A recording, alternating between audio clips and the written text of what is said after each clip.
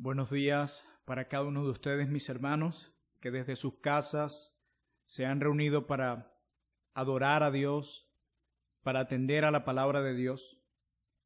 Deseamos ver pronto a cada uno de ustedes, reunidos todos juntos como iglesia, honrando al Dios que nos salvó y que envió a su Hijo para perdonar cada uno de nuestros pecados. Y quiero animarles y exhortarles como su pastor y hermano a que no nos sintamos cómodos con quedarnos en casa. Roguemos al Señor que encienda nuestros corazones con el poder de su palabra, que los siga llenando de su gracia y que nunca nos sintamos cómodos de estar fuera o alejados del pueblo de Dios. Y roguemos con fervor, incluso con lágrimas, que el Señor pronto nos permita estar todos juntos, todos los domingos reunidos. Pero a pesar de eso también debemos elevar acciones de gracias, porque ya en casi 7 meses que llevamos reuniéndonos continuamente, aun a pesar de que no todos podemos asistir todos los domingos por lo reducido del espacio, damos gracias al Señor de que ya son más de 100 hermanos, incluyendo muchos que el Señor ha añadido en medio de la cuarentena, familias nuevas que se han añadido, las cuales se han reunido junto a nosotros para adorar al Señor por estos 7 meses. Así que no solamente elevemos ruego al Señor, sino acciones de gracias, por la manera en cómo ha preservado a su iglesia, pero también la manera en cómo ha añadido a su iglesia. Vamos a orar al Señor antes de escuchar este sermón, y no permitamos que nada nos distraiga de atender, de prestar mucha atención a la voz de Dios. Oremos. Oh bendito Dios, son tiempos sumamente difíciles donde tu iglesia está siendo probada. Son tiempos fuertes donde la iglesia está siendo purificada. Y te ruego, mi Dios, que sigas llevando a cabo tu obra en nosotros, que sigas perfeccionando tu obra en nosotros, que sigas limpiando a tu iglesia, porque cada una de estas pruebas enseña tu palabra que evidenciarán la realidad de nuestra fe, la calidad de nuestra fe. Por eso te pido, sigue probando a tu iglesia y sigue limpiando a tu iglesia. Y ayúdanos a perseverar hasta el final. Y por favor, Señor, termina, perfecciona, completa esa maravillosa obra que comenzaste en nosotros. Y usa hoy tu palabra para seguir obrando en nuestras vidas. Sigue usando tu palabra para continuar obrando en las vidas de los miembros de esta iglesia. En el nombre de Jesús, quien cargó con todas nuestras culpas en la cruz del Calvario. Amén. Hermanos y amigos, una de las cosas que más me preocupa en cuanto al ministerio y en cuanto a lo que hacemos cada semana como iglesia, es el pensar que inevitablemente la iglesia estará ocupada por personas que no son salvas. En medio de la iglesia del Señor, en medio de la membresía de nuestras iglesias, lamentablemente mientras estemos en este mundo caído, nos encontraremos con verdaderos cristianos y con aquellos que parecen verdaderos cristianos, pero que con el tiempo demostrarán que nunca lo fueron. Habrá personas en medio de nuestras iglesias dirigiéndose al cielo, apropiados de la justicia de Cristo primeramente, y andando en las buenas obras que el Señor preparó de antemano para que andemos en ellas. Pero también nos encontraremos con muchos que incluso se llamaron cristianos, no caminando al cielo, sino siendo dirigidos al mismo infierno. Y esto es algo que nos debería mover a temblar y a tomarnos con seriedad el cristianismo, a tener mucho cuidado en la manera en cómo nos conducimos y a velar por nuestras propias almas, y a entender que a pesar de toda la tristeza que esto trae, esta es una realidad de nuestra iglesia y es necesario que el Señor purifique a su iglesia. Y es sumamente importante que tú y yo entendamos que tendremos que ver a muchos perseverar hasta el final y que tristemente tendremos que ver a muchos claudicando a la mitad o al comienzo de sus carreras. Miren, en la mitad del siglo XX habían dos evangelistas con mucho talento. Llegaron a la escena al mismo tiempo. Uno de ellos es muy posible que lo conozcan y es Billy Graham. Conocemos su historia. Y el otro evangelista se llamaba Charles Templeton. Es muy posible que no conozcan nada de él. Pero entre los dos, Templeton era el más talentoso, el más inteligente, el más bien parecido, elocuente. Con una oratoria incluso se dice de él que era casi perfecta. Era brillante, un hombre persuasivo, efectivo. Todas esas palabras que yo acabo de mencionar se usaban para describirlo. Pero en 1946 le dieron un premio. El premio fue por el mejor uso de Dios. ¿Qué les parece ese premio? Un premio de hecho bastante extraño para una organización cristiana, ¿o no? Templeton eclipsó a Billy Graham, era un mejor orador y más efectivo incluso. Los dos salían a tours evangelísticos y se alternaban para predicar a audiencias muy grandes. Templeton tuvo programas de televisión en grandes cadenas como NBC y CBC. Predicaba en audiencias en los Estados Unidos tan grandes como de más de 20,000 personas. Predicaba a jóvenes, incluso miles de jóvenes en rallies. Se convirtió incluso en un plantador de iglesias, se convirtió en pastor, asistió al seminario de Princeton. Era un evangelista en la iglesia presbiteriana, predicó en la Universidad de Yale. Era un hombre formidable cuando tú analizas su currículum. Pero en 1957, Charles Templeton se declaró él mismo como un agnóstico. Él terminó rechazando la Biblia y terminó, obviamente, rechazando a Cristo. Otorgó la razón de ese rechazo a los escritos de Thomas Paine, quien era político, escritor, intelectual radical y revolucionario estadounidense de origen inglés. Este hombre que influenció en ese cambio de doctrina de Charles era promotor del liberalismo y de la democracia. Es considerado uno de los padres fundadores de los Estados Unidos. Y luego en 10 días leyó libros de Bertrand Russell, de Voltaire, David Hunt, Thomas Huxley y Robert Ingersoll. Al final de esos 10 días, luego de haber consultado todos estos libros de estos hombres, al final de esos 10 días, Charles Templeton era virtualmente un ateo. Negó todas aquellas verdades que por años sostenía y que decían que eran verdad. Dejó el ministerio con solo $600, regresó a Canadá y se convirtió en periodista y luego en político y casi en el primer ministro de Canadá. En 1957, de ser uno de los más grandes evangelistas, se convirtió en uno de los más grandes apóstatas. Blasfemó de Cristo y escribió un libro. Su último libro, que se tituló Adiós, adiós. ¿Sí me entienden? Adiós como de chao o de despedida. Adiós, nuestro Dios con D mayúscula. Y él escribía, su subtítulo en este libro era Mis razones por rechazar la fe cristiana. En el año 2001 murió Charles Templeton a los 86 años y solo se conoce una sola cosa que dijo antes de morir. ¿Y saben cuáles fueron sus palabras antes de morir? Él dijo, extraño a Jesús. Así es, sus últimas palabras fueron, extraño a Jesús.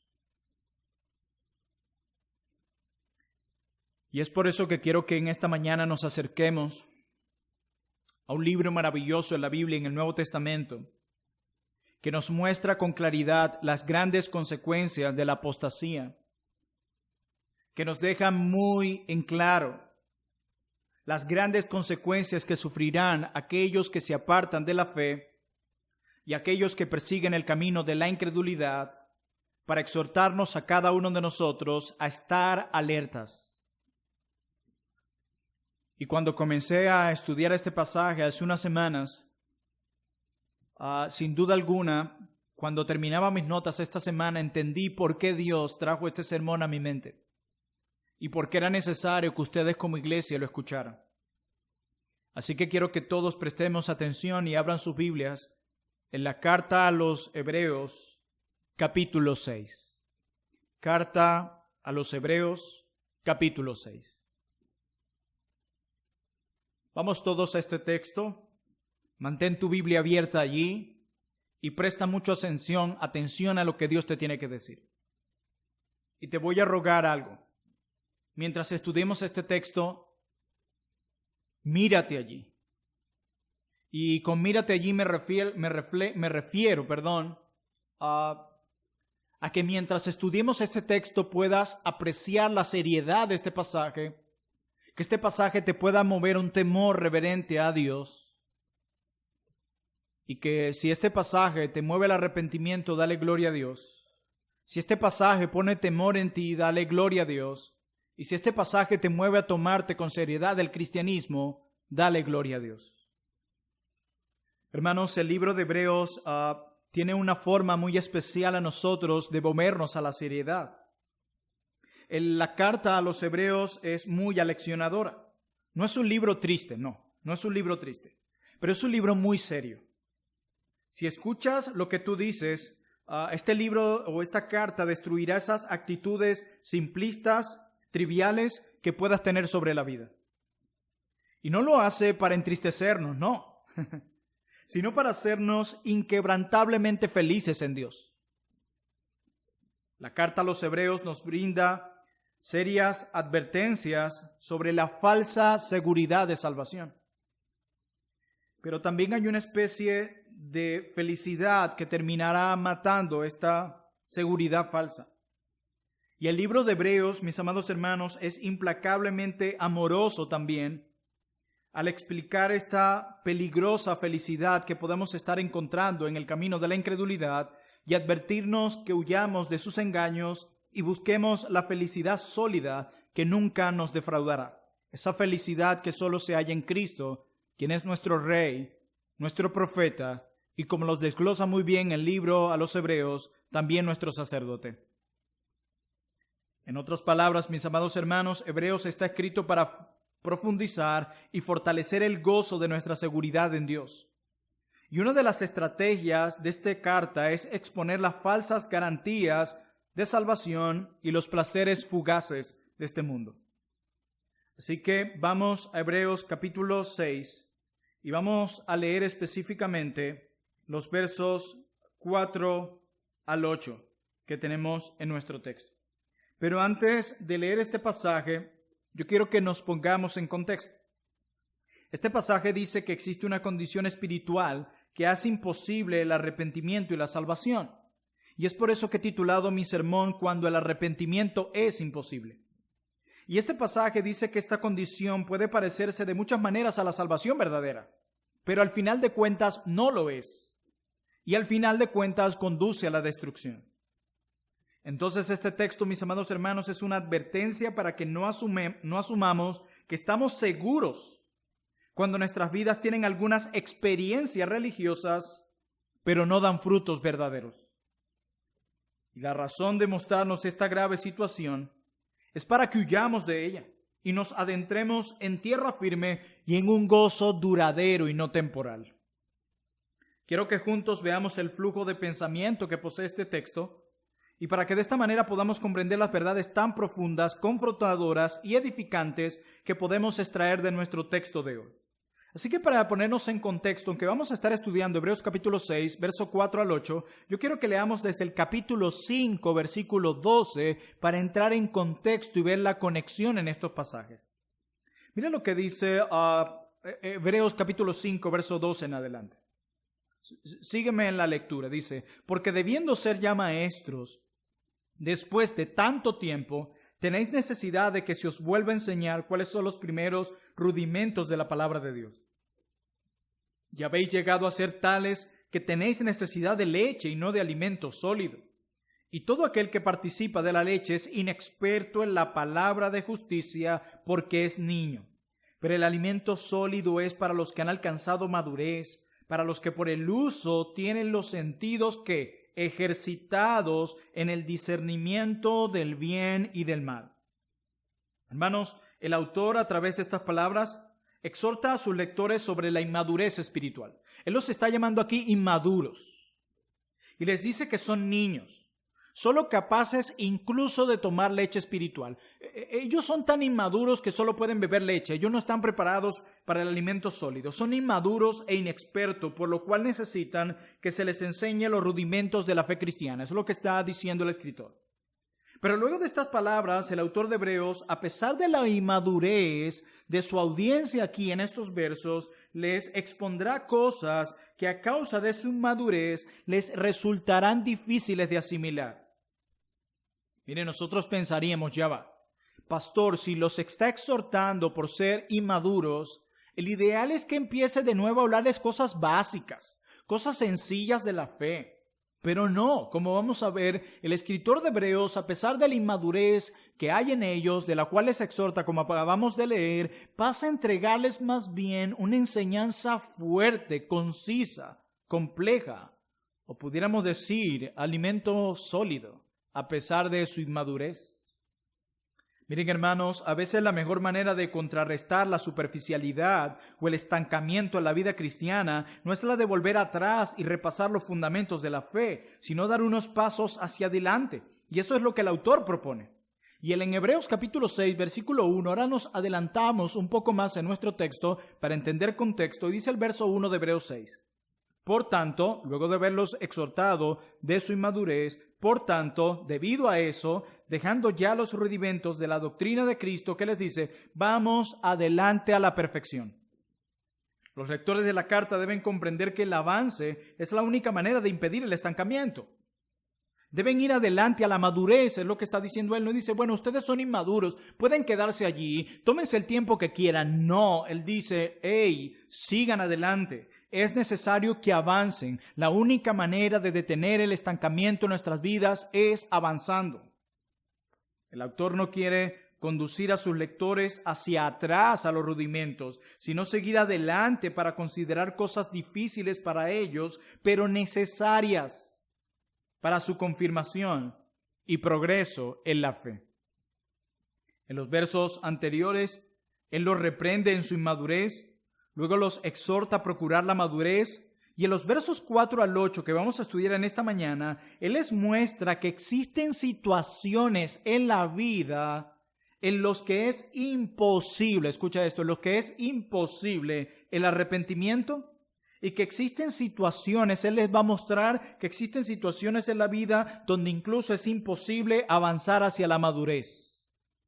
Y ese momento, cuando el arrepentimiento y la madurez, son imposibles, es nada más y nada menos que en ese momento cuando llega la apostasía. Y como es imposible, deberíamos estremecernos ante la perspectiva de estar en esta situación tan terrible de la cual muchos no regresarán. Y es así, luego de entender este contexto desde el capítulo 1, que llegamos a nuestro texto de hoy. Es así como llegamos a esta porción tan maravillosa que vamos a leer en la carta a los Hebreos. Es así, luego de él darles esta maravillosa exhortación, que llegamos a nuestro punto. Él le dice, hay momentos donde no habrá tiempo para arrepentimiento.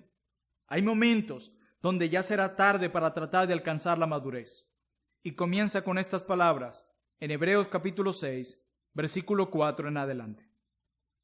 Porque es imposible que los que una vez fueron iluminados y gustaron el don celestial y fueron hechos partícipes del Espíritu Santo y asimismo gustaron de la buena palabra de Dios y los poderes del siglo venidero y recayeron, sean otra vez renovados para arrepentimiento, crucificando de nuevo para sí mismos al Hijo de Dios y exponiendo al vituperio. Porque la tierra que bebe la lluvia, que muchas veces cae sobre ella y produce hierba provechosa a aquellos por los cuales es labrada, recibe bendición de Dios. Pero la que produce espinos y abrojos es reprobada. Está próxima a ser maldecida y su fin es el ser quemada. Pero en cuanto vosotros, oh amados, estamos persuadidos de cosas mejores y que pertenecen a la salvación, aunque hablamos así. ¿Quiénes son las personas que se mencionan aquí? Según este texto, se trata de personas caracterizadas por 4 participios que en el griego original exhiben un ritmo poético. Y estos fueron iluminados, se dice que han gustado, se dice que han participado y de nuevo se dice que han gustado. Y el escritor comienza describiendo estas personas de las cuales no hay retorno y de las cuales es imposible el arrepentimiento y la madurez. Nos dice lo primero con respecto a ellas y es que fueron iluminados. No se menciona en nuestro texto nacidos de nuevo. No se menciona justificados ni santificados. De hecho, este es un término iluminado, un término que en la Biblia no lo vemos nunca asociado con respecto a la verdadera salvación. Y esta palabra iluminado significa estar mentalmente conscientes de algo, haber recibido la instrucción de alguna verdad o haber sido informado de algo. Eso es lo que dice este texto. Y cuando tú lo analizas en su contexto y considerando el significado original de sus palabras, no posee en ningún momento ninguna connotación de creer o no creer. Debido a su incredulidad, tema que viene tocando el escritor de Hebreos desde antes, uno de los temas que si tú comienzas a leer Hebreos desde los capítulos anteriores, capítulo 2, capítulo 3, tú vas a ver un énfasis con respecto al tema de la incredulidad y con respecto específicamente a la incredulidad del pueblo de Israel mientras estaban en el desierto. Recuerda que la audiencia aquí son judíos convertidos. Sí que el tema debido a su incredulidad, el texto está diciendo que debido a la incredulidad de ellos, la luz que recibieron para salvarlos se volvió más bien juicio contra ellos. Aquí no está hablando de salvados, ellos fueron iluminados.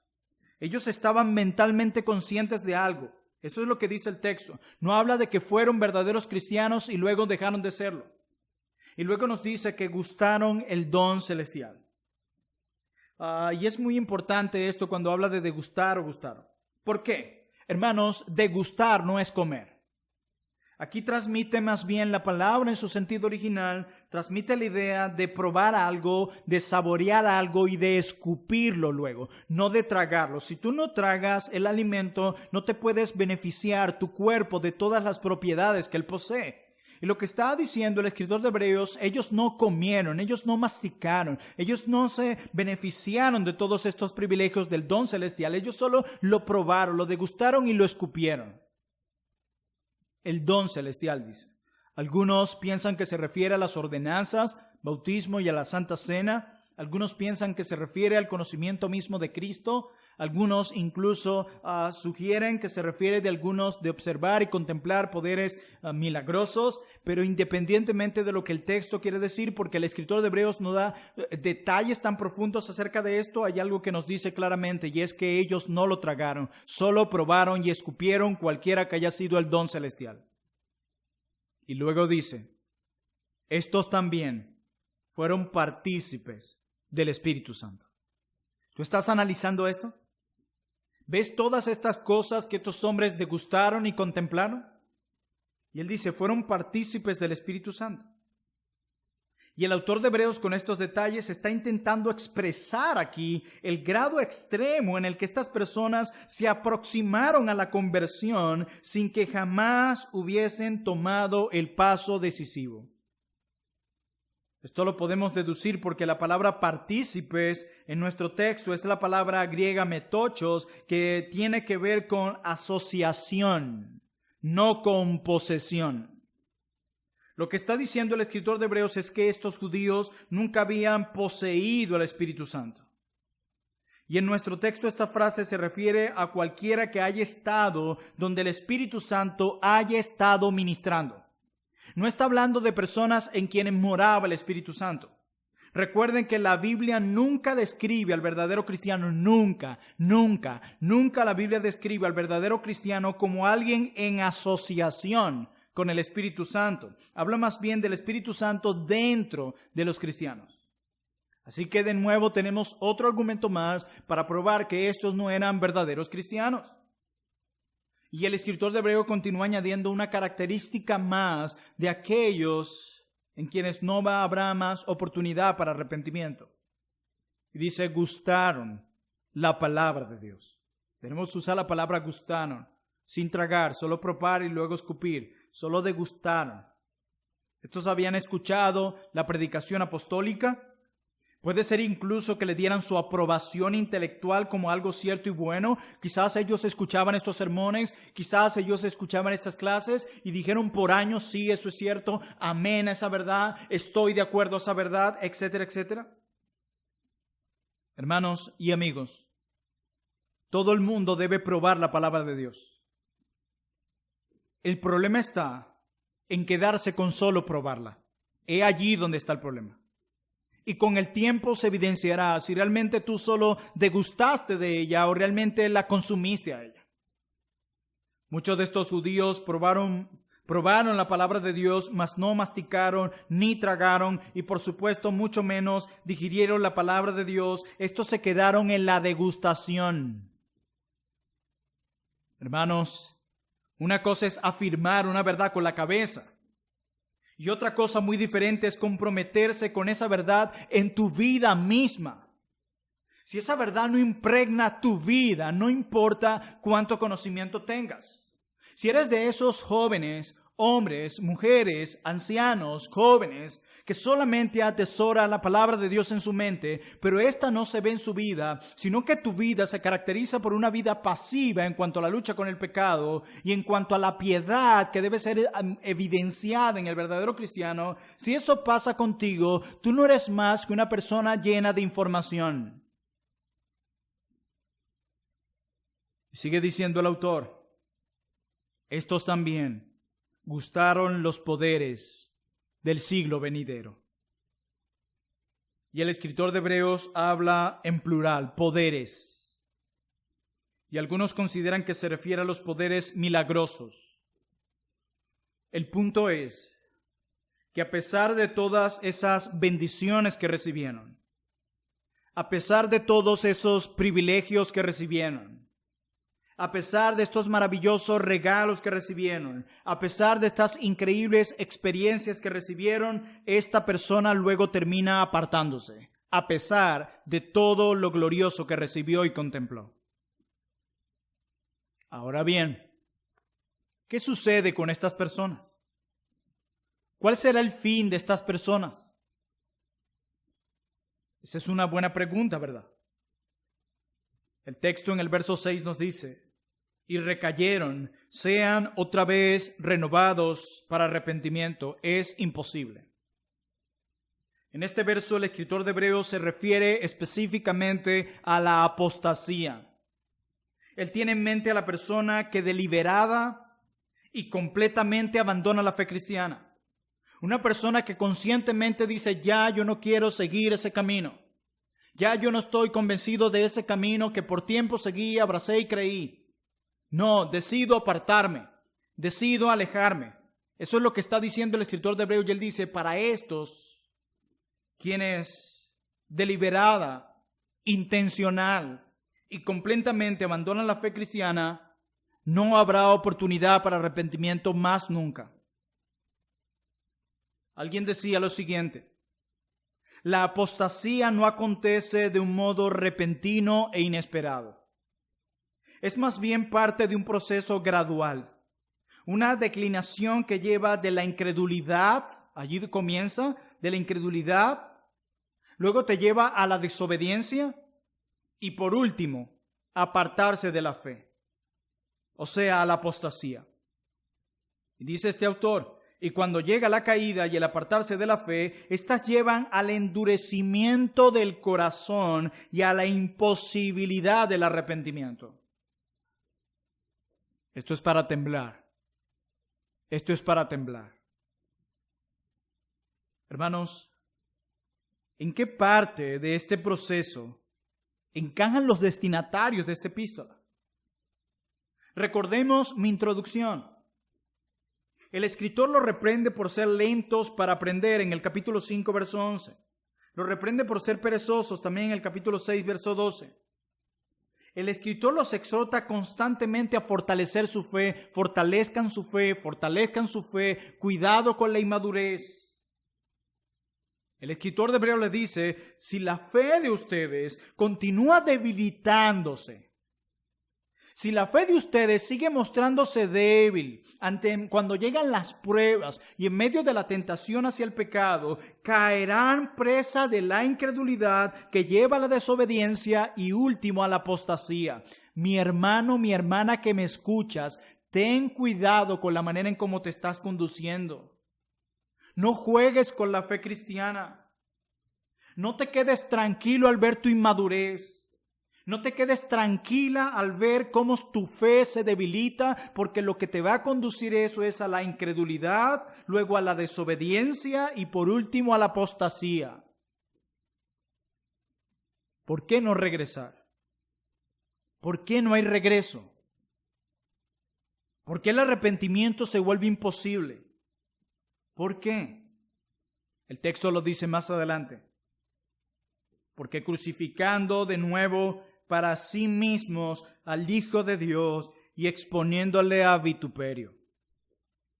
Y aquí la palabra para sí mismos simplemente significa que lo que a ellos les concernía, el Hijo de Dios merecía que se le crucificara.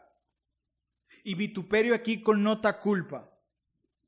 Estos habían declarado abiertamente que Jesús era culpable tal como se le acusó.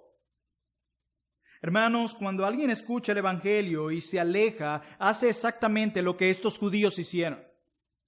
Cuando alguien ha abrazado el Evangelio como la verdad y deliberadamente, intencionalmente, se aparta de la fe, hace lo mismo que estos judíos hicieron. ¿Y cuán grave fue lo que estos judíos hicieron al decir, sí, ese Cristo merecía la muerte, sí, Él merecía el vituperio, sí, Él merecía el castigo? Eso es lo mismo que están haciendo aquellos que abrazaron la fe, por años la sostuvieron la verdad y luego se apartan deliberadamente e intencionalmente. El que ha caído de este modo declara que Jesús debiera ser eliminado. Con su actitud trata a Jesús con persistente menosprecio y escarnio. Y con pleno conocimiento, escúchame bien, y con pleno conocimiento comete el pecado para el cual ya no existe arrepentimiento ni sacrificio. Una persona así toma su lugar con Judas, quien caminó, habló y comió con el Dios encarnado, pero quien finalmente lo rechazó y fue llamado el hijo de perdición. El pecador puede esperar únicamente el juicio de Dios que llegará a él como un fuego devorador que consumirá a todos los enemigos de Dios. Así de sencillo. Y luego los versículos 7 al 8, luego que el escritor ha dado esta declaración tan magistral, profunda e impactante a su audiencia para que tiemblen y tomen muy en serio el camino de la fe, él comienza y añade aquí una ilustración maravillosa. Versos 7 al 8 de Hebreos 6. Porque la tierra que bebe la lluvia, que muchas veces cae sobre ella y produce hierba provechosa, aquellos por los cuales es labrada, recibe bendición de Dios, pero la que produce espinos y abrojos es reprobada, está próxima a ser maldecida, y su fin, ¿cuál es? El ser quemada. La imagen que tenemos aquí es de dos tipos diferentes de campos. Uno es fructífero y bendecido, y el otro es estéril y maldito. Todos los que oyen el Evangelio son como la tierra. La lluvia cae, la persona oyó el Evangelio, oyó la verdad, la semilla del Evangelio queda allí plantada, recibe alimento y crece. Y la que crece es hermosa y productiva. No sencillamente son palabras de su vida cristiana, sino son hechos que trascienden no solamente su vida pública, sino incluso privada. Y esta está verdaderamente arraigada en Dios. Pero otra parte del crecimiento es falso. Fíjense que ambas crecen. Pero el otro crecimiento es falso y no es provechoso. Proviene incluso de la misma raíz. Se ha alimentado del mismo suelo, de la misma agua, del mismo sol, pero se torna espinoso, destructivo y queda reprobada. Esta solo ha rechazado la vida que se le ofreció y solo sirve para ser quemada. Hermanos, en los capítulos 3 y 4 de Hebreos, el escritor habla sobre Israel y cómo algunos de estos participaron de Israel, pero no llegaron a la tierra prometida. Cómo muchos se encontraban junto al pueblo de Israel, andando por la misma vía, escuchando las mismas promesas, viendo el maná cayendo del cielo, viendo a Dios manifestarse a través de la nube, escuchando la ley de Dios, siendo privilegiados de mil maneras, pero no todos entraron a la tierra prometida. Muchos terminaron muriendo como consecuencia de su incredulidad. Fueron beneficiarios de ser parte del pueblo de Dios. Participaron de esa gracia de ser considerados como parte del pueblo de Dios, pero no llegaron a la tierra prometida. De igual manera, hay personas que se beneficiarán de ser parte de la comunidad de creyentes. Hay personas que se beneficiarán de ser miembros de una iglesia local, pero no llegarán a la tierra prometida. No llegarán a la Canaán celestial.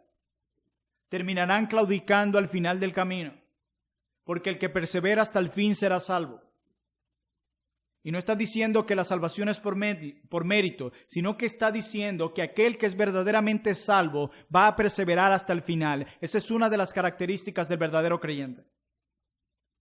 De manera, mis hermanos, que esta advertencia, por una parte, trae juicio a aquellos que no responden a ella, pero trae gracia aquellos que escuchan la voz del pastor llamando a sus ovejas, de las cuales él dijo claramente que ninguna se perderá. El autor de Hebreos tiene fe de que esta advertencia va a ser el efecto en esa comunidad de creyentes.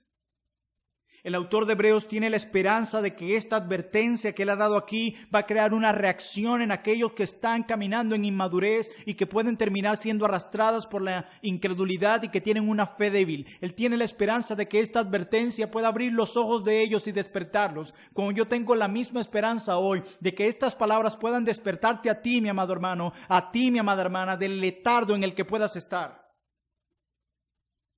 Y esto lo podemos ver en Hebreos capítulo 10, verso 39, donde él dice, pero nosotros.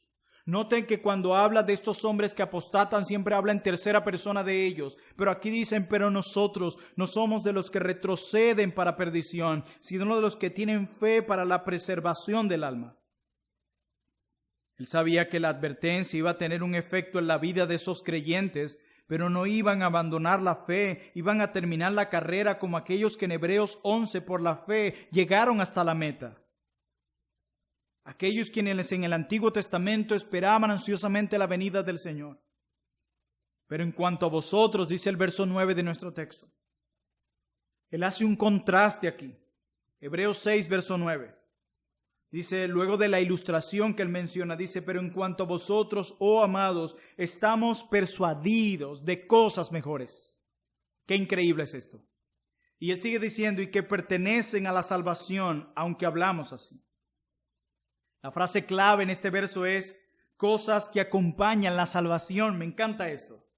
Las cosas mejores en las que él confía son las cosas que siempre van con la salvación. Literalmente esas cosas mejores que él habla aquí están poseídas por la salvación. Pertenecen a la salvación, por eso son mejores. Entonces, mis amados hermanos, lo que está diciendo es que cree que realmente son salvos y que por lo tanto no cometerán apostasía ni serán un campo estéril como estos que él acaba de mencionar. Darán fruto, no se apartarán, demostrarán que Dios ha obrado en ellos verdaderamente una fe real, porque ésta se refleja no solamente en público, sino en privado. Porque su vida cristiana demuestra un crecimiento en amor por Cristo y su obra. Porque su vida habla por sí sola de que Cristo es su mayor tesoro. De que ellos no viven usando su propia justicia para justificarse, sino que se apropian por fe a la justicia de Cristo. Demuestran que ellos están dispuestos a obedecer a Dios aunque esto implique la muerte. Demuestran que ellos estarán apasionados por mostrar amor al prójimo, cueste lo que cueste, mostrando un amor incondicional como el que Dios mostró por ellos. Demuestran con su vida, con sus palabras e incluso intenciones y emociones que realmente son verdaderos hijos de Dios. Sus vidas reflejan que andan en aquellas obras que Dios preparó de antemano. Ellos dan fruto, no se apartarán. La vida cristiana es una vida fructífera. Quienes se apartan deliberadamente, intencionalmente de la fe, demuestran que son ese campo estéril y maldito. Los que se apartan terminan demostrando que nunca fueron una oveja de Cristo y lo único que les espera es el juicio. Es increíble. Y quiero decir algunas palabras para ustedes, para llevar estas declaraciones y este entendimiento de estas verdades a un punto más fuerte. Si en los años venideros, amados hermanos, cometo apostasía y me aparto de Cristo, no será porque no haya gustado la palabra de Dios y el Espíritu de Dios y los milagros de Dios. He bebido de su palabra. La he encontrado desde directamente en su maravillosa, suficiente y inerrante palabra, hasta en sermones y en libros que me guían a ella. El Espíritu me ha tocado. He visto sus milagros y he sido un instrumento durante unos pocos años de mi pastorado. Pero si durante los próximos 10 o 30 o 40 años, Plinio comienza a enfriarse espiritualmente y pierde interés en las cosas espirituales, si llego a creer que todo se trata únicamente del aquí y el ahora, si compro la idea de que abandonar a mi esposa será más emocionante, si llego a creer que la encarnación y el regreso de Cristo es una falsedad, si llego a negar la suficiencia y inerrancia de las Escrituras, si eso sucede, mis amados hermanos, sepan que la verdad es esta. Plinio Orozco estuvo engañado en los primeros 30 años de su vida. Oro para que nos tomemos esto muy en serio. Si depositas verdaderamente tu fe en Cristo, Él no te dejará ir. Si realmente depositas tu esperanza en Cristo, Él no te dejará ir. Si te aferras al glorioso evangelio desde el comienzo hasta el final de tu vida cristiana, Él no te dejará ir. Si reposa tu alma en Cristo, Él no te dejará ir. Si no quitas tu mirada de Cristo y de las verdades de su palabra, Él no te dejará ir. Pero si al final terminas desviándote del camino, lo único que demuestra eso es que nunca fuiste su hijo y que estuviste engañado y engañada por muchos años. Ruego para que tú y yo nos tomemos a la fe cristiana muy en serio. Y que así como el escritor de Hebreos tenía la esperanza de que su audiencia temblara ante esta realidad, una audiencia inmadura para que se tomara muy en serio la vida cristiana y maduraran en dependencia de la gracia divina, yo tengo la misma esperanza hoy. Que tú que estás allí en tu casa despiertes, te levantes, reflexiones y te tomes muy en serio esto. Si verdaderamente tienes tu fe en Cristo, Él no te dejará ir. Y si tu fe estará puesta en Cristo, o está puesta en Cristo, se evidenciará por tu vida, tanto en público como en privado. Si realmente tu fe está verdaderamente puesta en Cristo, perseverarás hasta el final. Si realmente depositas tu fe en Cristo, escúchame bien, mi hermano, mi hermana, Él no te dejará ir. Bendito sea nuestro amado Cristo. Consideremos con temor y temblor estas palabras y que nos tomemos muy en serio la condición de nuestra fe. Que podamos madurar, tener una fe sólida y no sentirnos tranquilos en nuestra pasividad, sino más bien levantarnos y avanzar, aferrados a Cristo y a todas las maravillosas promesas y al poder del Evangelio.